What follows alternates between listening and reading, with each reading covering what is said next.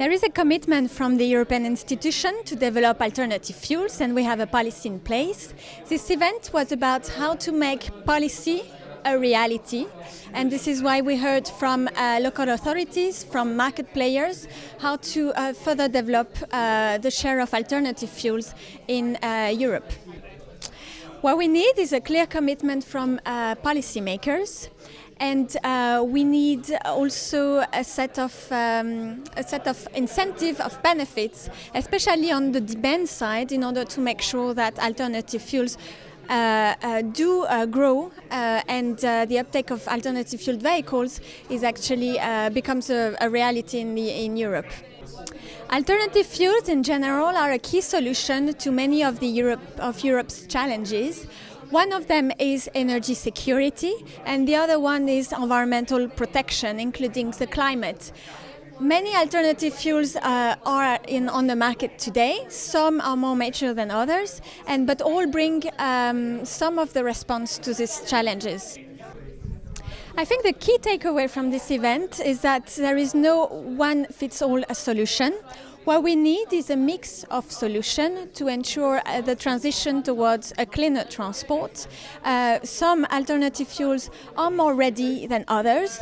For example, electric cars and fuel cell vehicle will, of course, will have a big role to play in the future.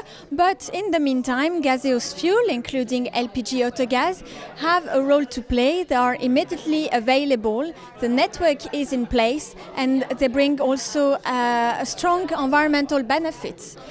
So alternative fuels have the potential to reduce the environmental impact of transport, and there is much more to be done in order to seize this opportunity already now.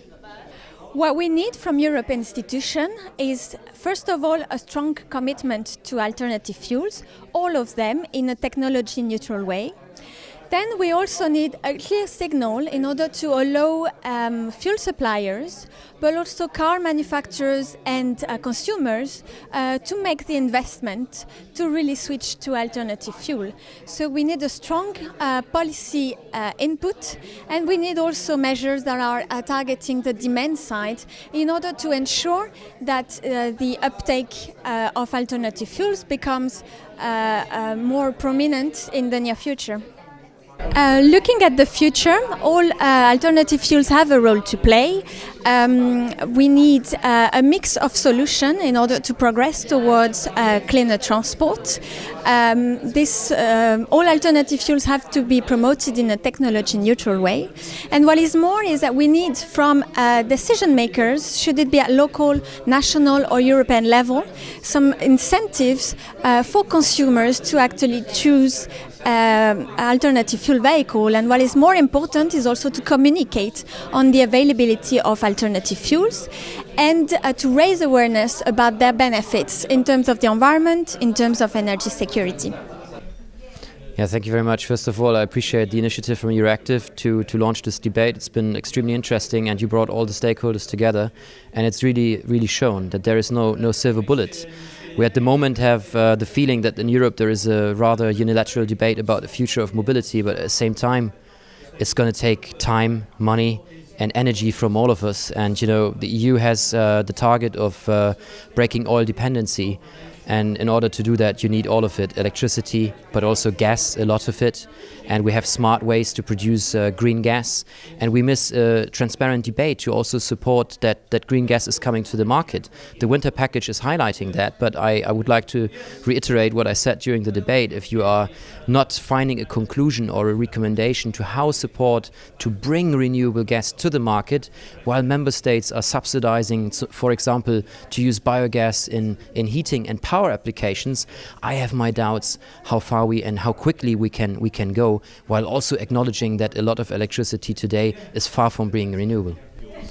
No, thank you. I think the answer is very straightforward. Electromobility is very important for short-range city applications.